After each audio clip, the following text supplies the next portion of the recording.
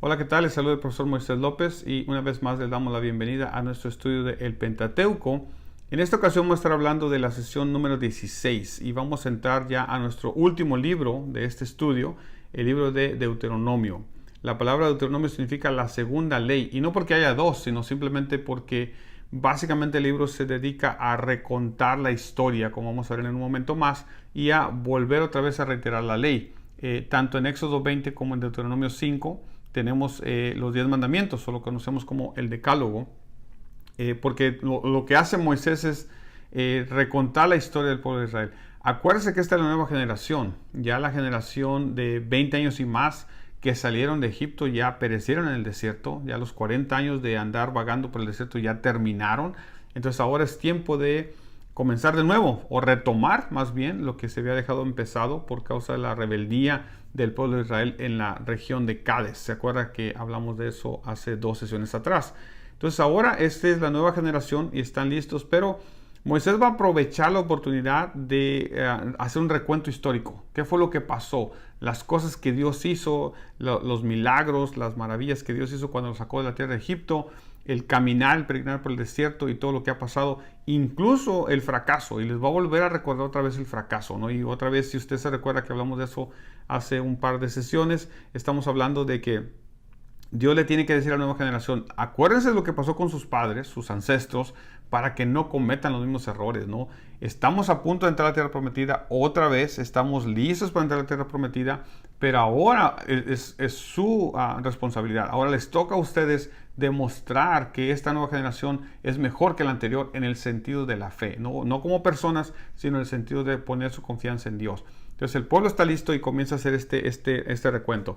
Les vuelve a recordar otra vez el evento que ocurrió en Cádiz cuando el pueblo, después de haber hecho enojar a Dios, quisieron ir otra vez y se levantaron y fueron para pelear contra el enemigo, para comenzar a conquistar la tierra prometida, pero Dios no estaba con ellos, Dios no los respaldó.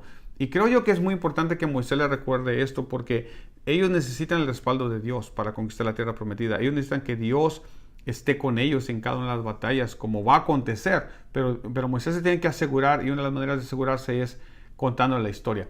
Alguien dijo que si no conocemos la historia, probablemente vamos a cometer los errores que otros cometieron. Entonces, conocer la historia es importante, y en este caso Moisés es precisamente lo que hace. Deuteronomio agrega una parte que es muy interesante, en la cual Moisés le pide a Dios que lo deje entrar a la tierra prometida. Y ese es el punto, lo hablamos en la sesión anterior, que en algún momento pudiera a nosotros parecernos que el castigo que Moisés recibió es desproporcionado.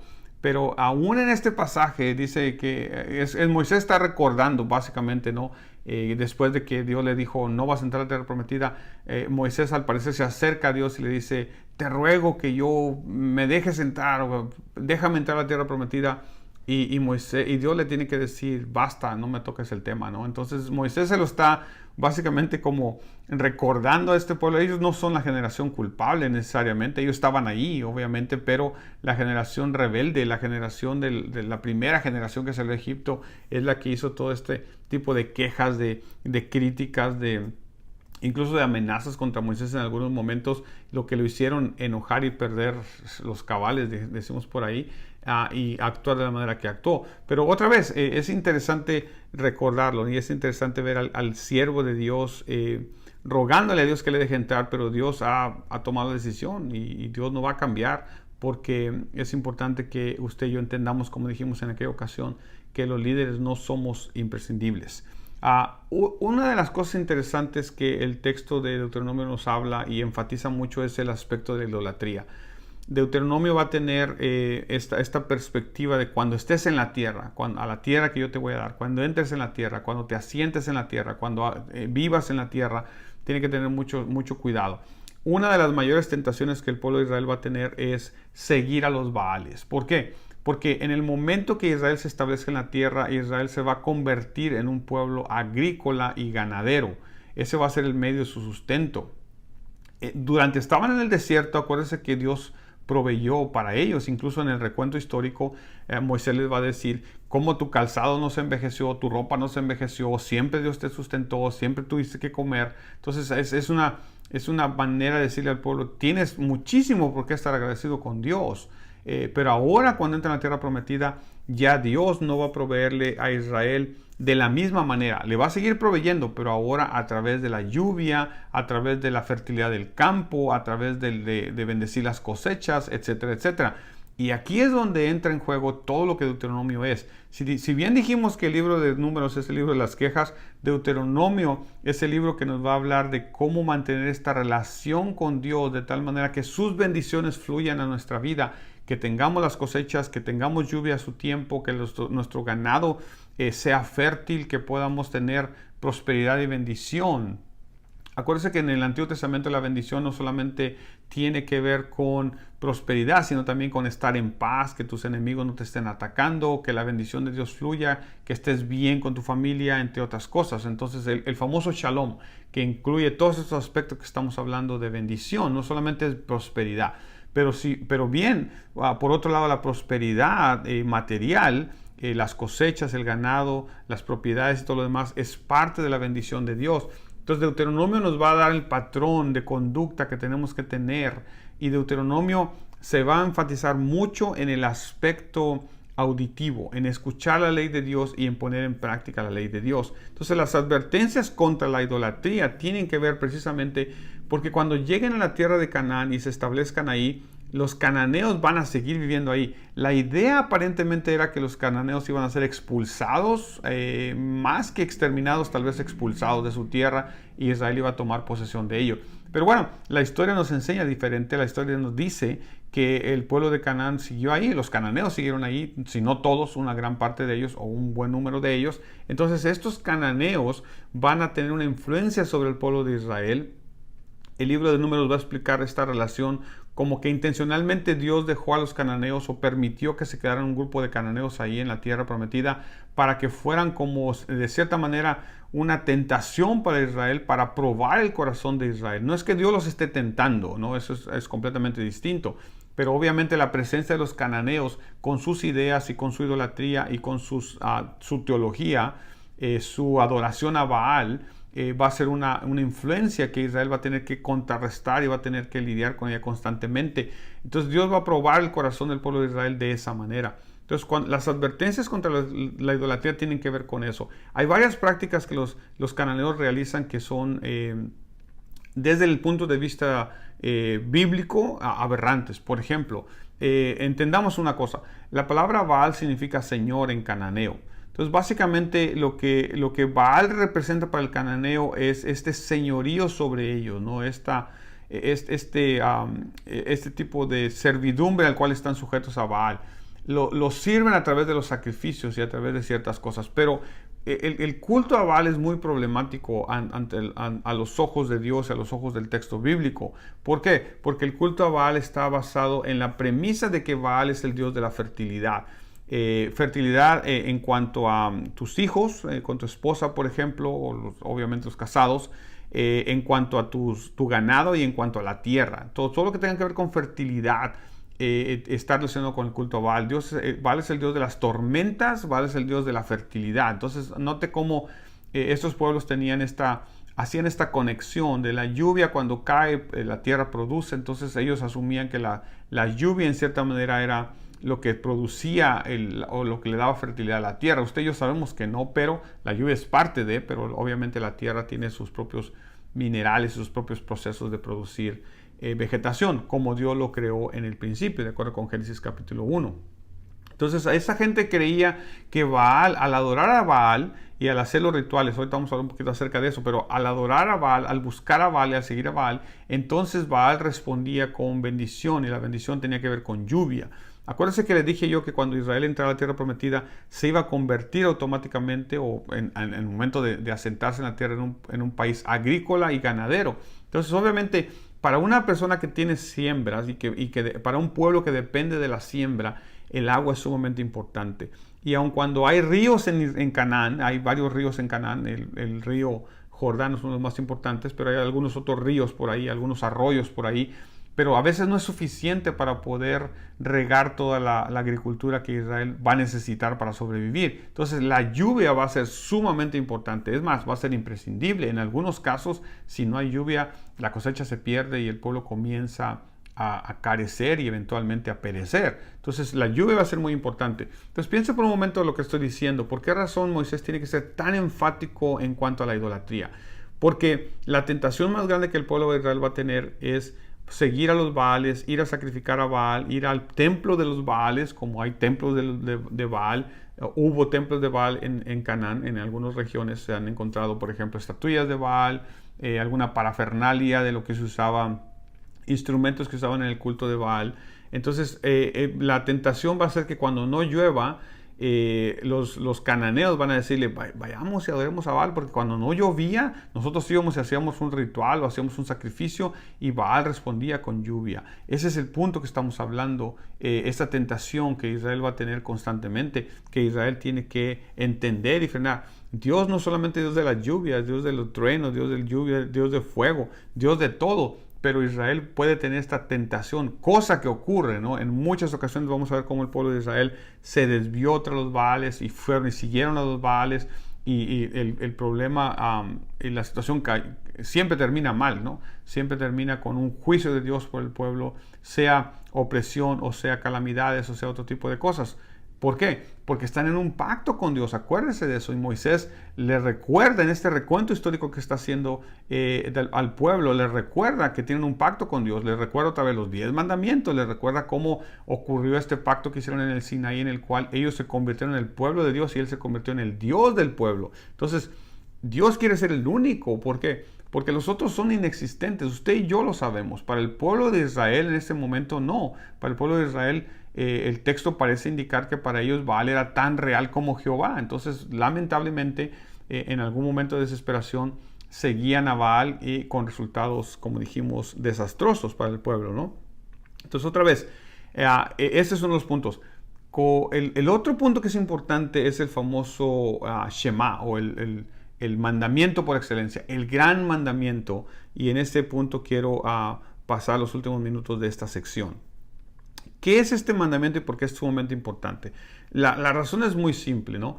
El mandamiento implica que no solamente queremos o debemos como creyentes, como parte del pueblo de Dios, adorar a Dios de una manera ritualista, ¿no? El cristianismo, el judaísmo en este caso, y el cristianismo como su sucesor, digamos, el sucesor del judaísmo, no es solamente una religión. El cristianismo es una religión. Yo sé que hay mucha gente que no le gusta esa palabra y hay gente que dice, no, el cristianismo no es una religión. Bueno, sí es una religión porque básicamente la definición de religión es cualquier movimiento que tenga ciertos parámetros establecidos, ciertas prácticas establecidas que se repiten constantemente.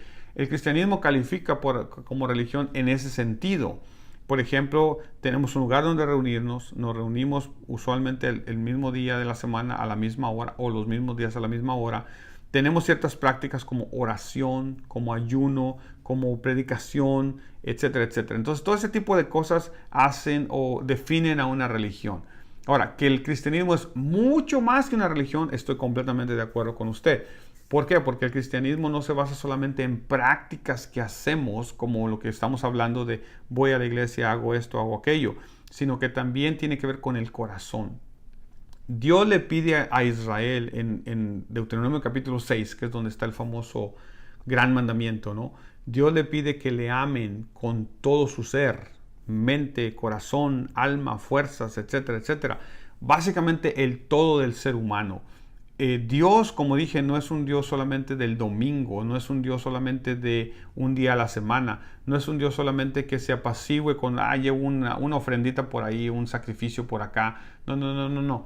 Dios quiere ser el todo de nuestra vida y este mensaje es muy importante porque a diferencia de la práctica religiosa que tienen los cananeos, la práctica que tiene que tener Israel es de un Dios al cual sirve con todo su ser, con toda su mente y todo su corazón. Eso es lo primero. Entonces es un mandato de parte de Dios de amar. Yo quiero hacer una pequeña observación. Este mandato de amar, a diferencia de la manera como nosotros conceptualizamos el amor, es importante entenderlo. Porque para el texto del Antiguo Testamento, amar es una decisión. No está solamente basada en un sentimentalismo. No quiere decir que las personas que se enamoraban no tenían sentimientos. Claro que los tenían. Claro que cuando veía a un hombre o una mujer a un hombre, sentían estos sentimientos de atracción. Eso es normal. Pero lo que voy es de que la palabra amar en este contexto no significa solamente la parte sentimental y la parte emocional. A veces nos confundimos nosotros. ¿Por qué? Porque nosotros en nuestra época estamos viciados por este periodo romántico, por el romanticismo que coloreó todo de color de rosa. Y pensamos que amar a Dios significa sentir cosas bonitas por Él. Y no está mal, usted puede sentir cosas muy bonitas por Dios, usted puede componerle poemas o componerle canciones a Dios, eso está enteramente correcto. Lo que voy es de que a veces nuestro amor a Dios es muy emocional y sentimental. Por ejemplo, cuando hay personas que cuando no les va bien, se alejan de la iglesia, ni siquiera oran. Eso te indica que su relación con Dios es meramente emocional y sentimental. El amor que estamos hablando aquí, no. El amor que estamos hablando aquí es una decisión. Tú vas a decidir amar a Dios en las buenas y en las malas.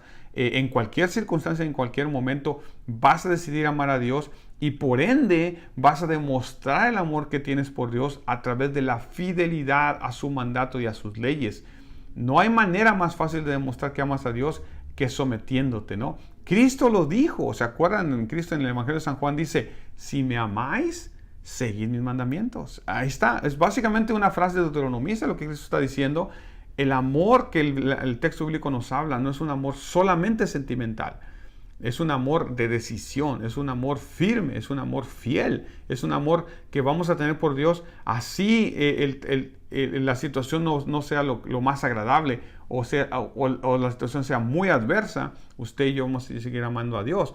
Y no solamente eso, porque el mandato no solamente es amar a Dios, sino que necesitamos amar a Dios y enseñarles a nuestros hijos a amar a Dios. Otra vez, note por favor lo que estamos hablando. Una vez que entendemos qué significa amar a Dios, que no solamente la parte sentimental, qué bueno que amas a Dios de esa manera, pero también la parte decisiva, la parte volitiva, la parte de nuestra voluntad, que hemos decidido amar a este Dios, con el cual tenemos un pacto y el cual ha demostrado ser fiel y nos ha bendecido tantísimo a usted y a mí, entonces nosotros tenemos la obligación de enseñarle a nuestros hijos acerca de este Dios. Note por favor, en los últimos años, en las últimas décadas, la iglesia ha caído en un error muy grave y espero que no sea usted, ¿no? Y yo sé que hay mucha gente que no, pero en general la iglesia ha caído en un error muy grave. Nosotros como padres hemos caído en un error un poco grave o bastante grave a veces, y es el pensar que la iglesia tiene la obligación de educarnos a nuestros hijos cristianamente. Es el pensar que la escuela dominical es lo único que yo como padre tengo que hacer para que mis hijos entiendan y comprendan el mensaje de Dios. Y eso es completamente problemático, porque a la luz del texto los encargados de pasarle la fe a nuestros hijos somos los padres. No es el maestro de escuela dominical, no es la iglesia. Hay personas que se enojan con la iglesia cuando la iglesia hace esto, incluso cuando la iglesia quiere traer un poco de orden a la vida de los hermanos, de los niños o de las niñas en la escuela dominical. Hay papás que se enojan. No entendemos entonces el principio bíblico de que somos nosotros los que tenemos que hacer nuestra parte. Si nosotros hemos caído en este error de pensar que ya cumplimos cuando llevamos a nuestros hijos a la escuela dominical, estamos en un gran problema. Es por esa razón que a veces la fe de los padres no se refleja en los hijos. ¿Por qué? Porque nosotros como padres hemos fallado. Note cómo dice el texto en Deuteronomio capítulo 6. Y estas palabras estarán sobre tu corazón y las hablarás a tus hijos, obviamente a tus hijas también, estando en el camino, cuando te sientes, cuando te levantes, cuando te acuestes. En otras palabras, totalmente, no estamos hablando aquí necesariamente de que le vas a predicar cada 5 minutos, no, sino que vas a aprovechar cada oportunidad que tengas para hablarle de Dios y para inyectar esta fe y este conocimiento de Dios a tus hijos. Por ejemplo, en un día en la mañana, cuando vas a la escuela con tus hijos, oras para que los bendices o oran juntos para que les vaya bien. Cuando regresan y tienen el tiempo de la comida, oran por los alimentos. ¿Para qué? Para que sus hijos sepan que estamos dándole gracias a nuestro Dios por habernos provisto para esto. Cuando tenemos alguna situación problemática o cuando necesitamos la ayuda de Dios, oramos juntos. ¿Para qué? Para que ellos vean que Dios puede tomar control de nuestra situación. Cuando venimos a la iglesia juntos, les explicamos por qué venimos a la iglesia. Cuando nuestros hijos nos preguntan, ¿por qué vamos tanto a la iglesia? Es una magnífica oportunidad para que usted y yo le digamos, porque estamos agradecidos con Dios, porque Dios ha sido tan bueno con nosotros, que lo que queremos, el deseo de nuestro corazón es venir adorar a Dios. ¿Por qué adoramos a Dios? ¿Por qué cantamos? ¿Por qué vamos a la escuela dominical? ¿Por qué tenemos que oír las predicaciones? ¿Por qué hacemos de esta manera? ¿Por qué hacemos esto? ¿Por qué no hacemos lo que los otros hacen? ¿Por qué no escuchamos música secular, por ejemplo? ¿O por qué no vamos a fiestas o andamos así? ¿O por qué en la casa no hay borracheras, no hay vino, no hay de estas cosas? ¿Por qué hacemos ese tipo de cosas? ¿Por qué no hacemos lo que los otros hacen? Es una buena oportunidad para qué, para enseñarle a nuestros hijos nuestra fe, nuestros valores, nuestra creencia, lo que creemos, nuestras convicciones. Es nuestra responsabilidad como padres. El texto en Deuteronomio claramente nos dice que nosotros somos los principales, nosotros somos los que vamos a comunicarle la fe a nuestros hijos. En el tiempo del pueblo de Israel, en el tiempo que estamos hablando, no había escuela dominical, no había dónde enviar a nuestros hijos. Eran los padres los encargados de transmitirles esta fe. Note cómo, por ejemplo, y con esto termino, el libro de Jueces nos dice, cuando usted y yo como padres fallamos en comunicarle a nuestros hijos, a la siguiente generación, nuestra fe, entonces se convierte, el pueblo cae en una y otras situaciones problemáticas. El libro de Jueces nos dice, y se levantó una nueva generación que no conocía a Jehová ni las obras que había hecho por ellos. Y entonces, ¿qué hicieron? Se fueron tras los Baales, se fueron tras los otros dioses. Y una y otra vez el libro de Jueces nos cuenta cómo trágicamente el pueblo está envuelto en problemas y problemas y problemas. ¿Por qué? Porque en algún momento, uno de los factores principales es que los padres no hicieron su trabajo de educar a sus hijos, de transmitirles esta fe en Dios que usted y yo tenemos a la siguiente generación. Que no nos pase eso. Tomemos este mandato, el famoso gran mandamiento, al pie de la letra. Comencemos a usar cada oportunidad que tengamos para hablarle a nuestros hijos de este Dios maravilloso que nos ha salvado, que nos ha dado tantas bendiciones a usted y a mí, y que nos espera. Tenemos una promesa de parte de Él que vendrá por nosotros, que estaremos en su presencia eternamente. Aprovechemos el tiempo, hablemos a nuestros hijos de este Dios maravilloso. Dios les bendiga. Esta ha sido nuestra sesión número 16 de El Pentateuco.